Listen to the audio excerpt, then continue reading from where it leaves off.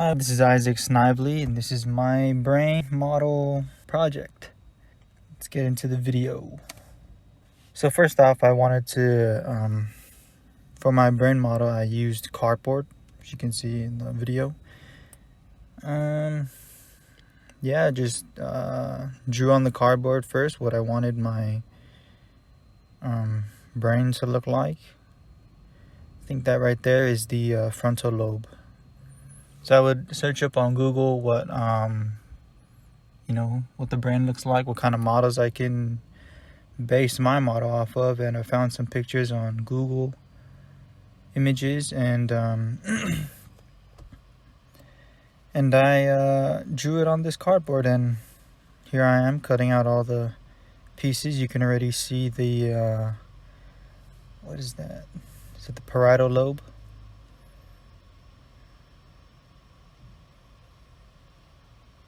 And there we have the occipital lobe at the back, and already at the bottom is the temporal lobe.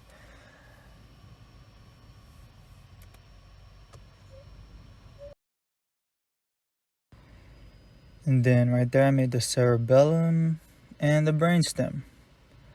And now what I'm doing is I am tracing it out on paper so that I can put color to the brain.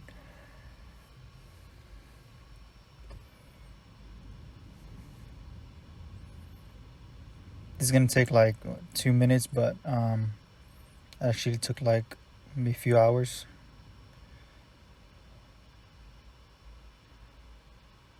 So yeah, each one I just outline them, and then I draw what I think the brain will look like, and then I color them in with marker. And then later on it's gonna be colored in with crayons.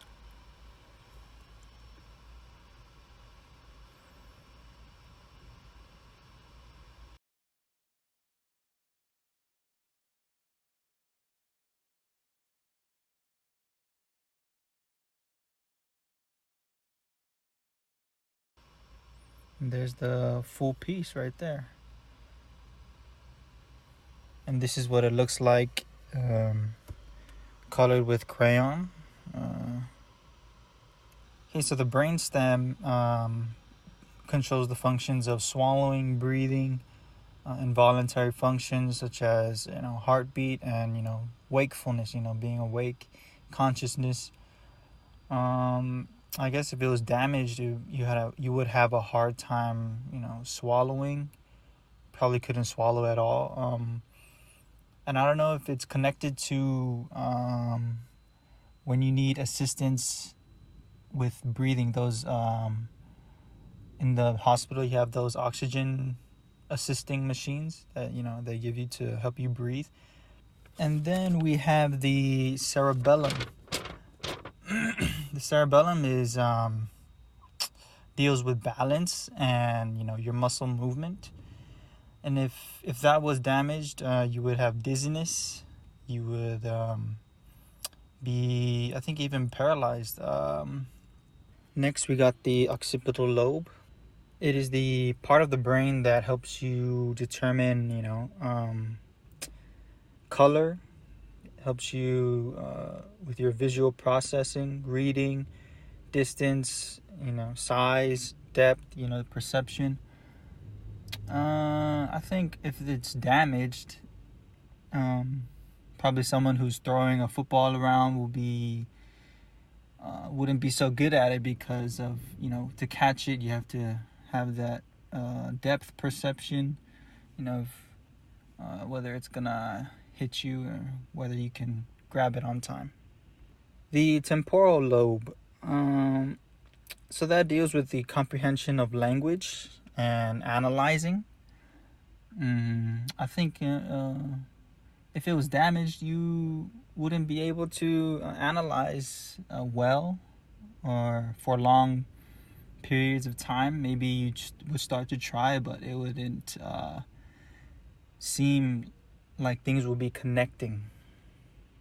The parietal lobe deals with your sight, your taste, your hearing, smell, touch. And those are deals with your sensory perception. Yes, your senses, your taste, your hearing, your smell, and your touch. And if it was damaged, I believe your sense of smell would be gone, your sense of taste. Lastly, the frontal lobe is home to personalities and decision-making abilities, emotional control center, and that's where the problem solving happens. Instance where the frontal lobe can be damaged is during like contact sports like football. I would see, I think it's called CTE, where former football players are diagnosed after they, pass away, of course, and you could see a change in their, personality, emotions aren't, controlled. It's hard for them to control their emotions. And so I think that's one effect of a damaged frontal lobe. And thank you. That is my brain model.